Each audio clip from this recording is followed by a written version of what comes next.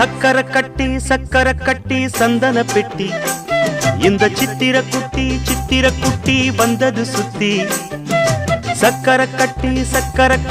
சந்தன பெட்டி இந்த சித்திர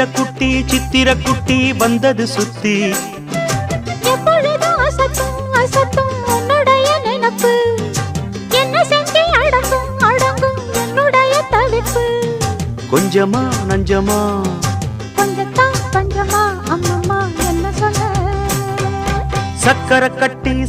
கட்டி சந்தன பெட்டி இந்த சித்திர குட்டி வந்தது சுத்தி